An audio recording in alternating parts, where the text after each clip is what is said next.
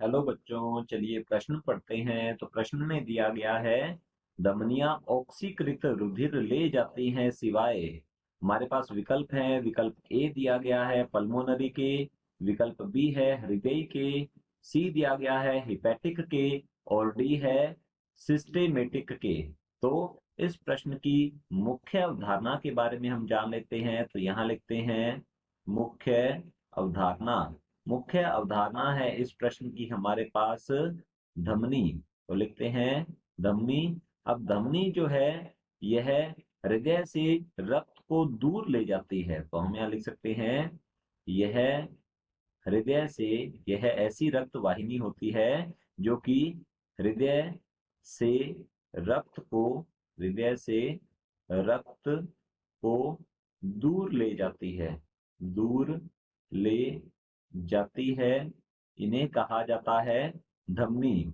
और यदि देखा जाए तो अधिकतर धमनियां जो है, ज्यादातर धमनियां यह ऑक्सीजनित रक्त या ऑक्सीकृत रक्त का परिवहन करती हैं। तो यहाँ लिखेंगे धमनियां धमनियां ऑक्सीकृत, धमनियां ऑक्सीकृत, या फिर हम कह सकते हैं ऑक्सीजनित, ऑक्सीकृत या ऑक्सीजनित रक्त का परिवहन करती है।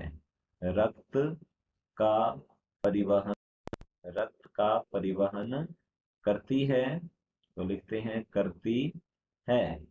परंतु यहाँ पर इसका एक अपवाद भी है, जो कि वी ऑक्सीजनित रक्त का परिवहन करती है। ऐसी धमनी पाई जाती है जो कि अनॉक्सीजनित रक्त का परिवहन करती है। तो उसका नाम है हमारे पास फुफ्फुसीय धमनी। तो लिखते हैं फुफ्फुसीय, फुफ्फुसीय धमनी, या इसे कहा जाता है पल्मोनरी धमनी, या इसे अंग्रेजी में हम कहते हैं पल्मोनरी आर्टरी या पल्मोनरी धमनी के नाम से इसे जाना जाता है। तो लिखेंगे पल्मोनरी धमनी।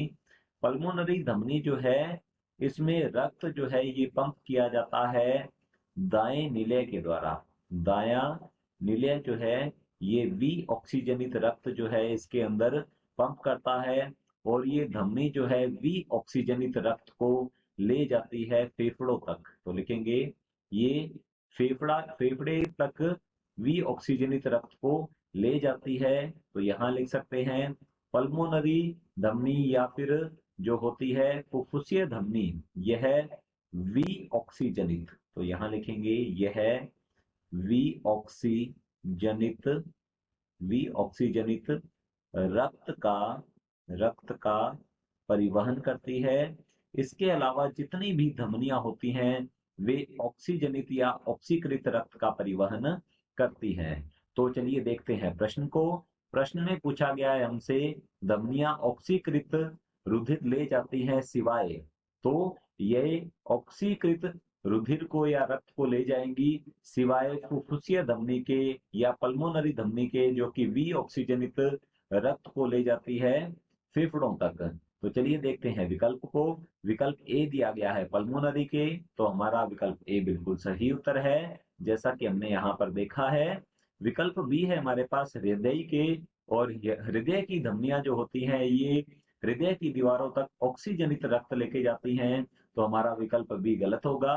विकल्प सी है हिपैटिक के, तो ये भी ऑक्सीजनित रक्त को ले जाती हैं। तो हमारा सी विकल्प भी गलत होता है।